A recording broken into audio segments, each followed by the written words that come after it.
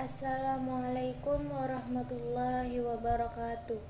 Innal hamdalillah nahmaduhu wa nasta'inu wa nastaghfiruhu wa na'udzu billahi min syururi anfusina wa min sayyiati a'malina may yahdihillahu fala mudhillalah wa may yudlil fala hadiyalah.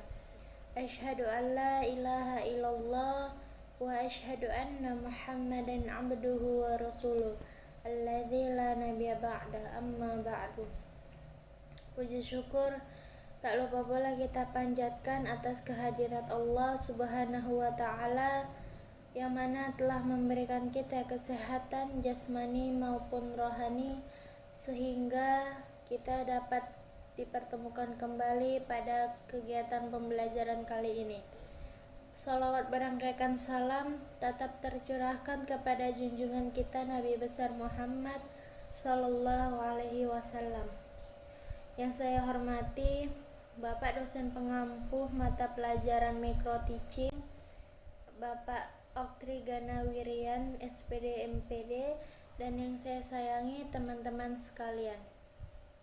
Baik, di sini saya akan menyampaikan hasil diskusi kami dari kelompok 7 yang berjudul bertepatan teknik bertanya dan menanggapi.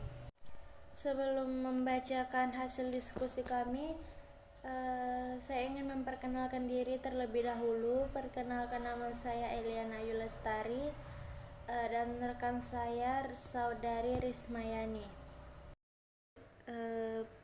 Materi pertama akan saya bacakan.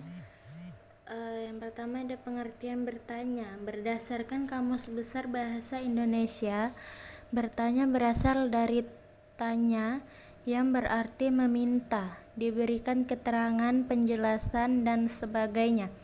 Sedangkan bertanya adalah salah satu teknik untuk menarik perhatian para pendengarnya, khususnya menyangkut hal-hal penting yang menuntut perhatian dan perlu dipertanyakan.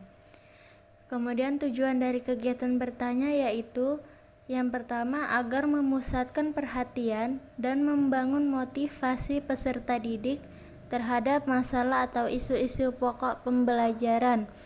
Yang kedua ada agar membangkitkan rasa ingin tahu sehingga dapat mendorong peserta didik untuk mencari dan menggali sumber-sumber pembelajaran yang lebih luas dan bervariasi.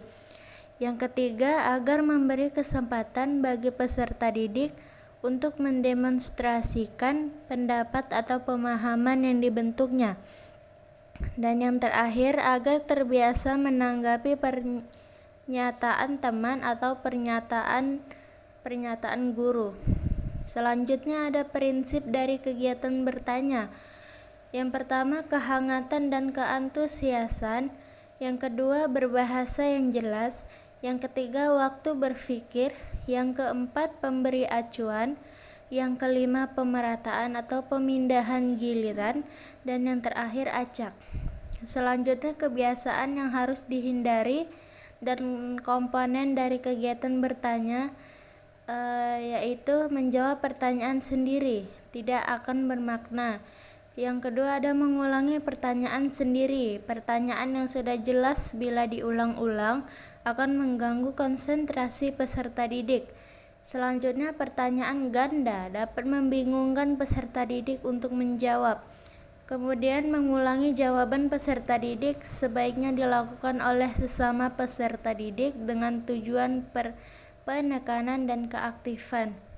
Adapun komponen keterampilan bertanya yaitu mengungkapkan pertanyaan secara jelas dan tegas, pertanyaan sesuai dengan tema pembelajaran, memusatkan perhatian peserta didik, dan yang terakhir pertanyaan tersebar ke seluruh peserta didik. Terima kasih. Kemudian akan dilanjutkan oleh pemateri kedua. Baiklah, di sini saya akan melanjutkan materi kami yaitu mengenai pengertian menanggapi.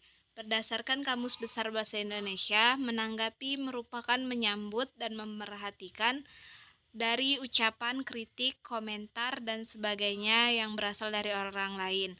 Menanggapi atau memberikan penguatan merupakan segala bentuk respon, apakah bersifat verbal ataupun nonverbal, yang merupakan bagian dari modifikasi tingkah laku guru terhadap tingkah laku siswa, yang mana bertujuan untuk memberikan informasi atau umpan balik yang disebut dengan feedback bagi si penerima yang berupa siswa atas perbuatannya sebagai suatu tindak dorongan ataupun koreksi. Selanjutnya yaitu tujuan dan komponen dari menanggapi.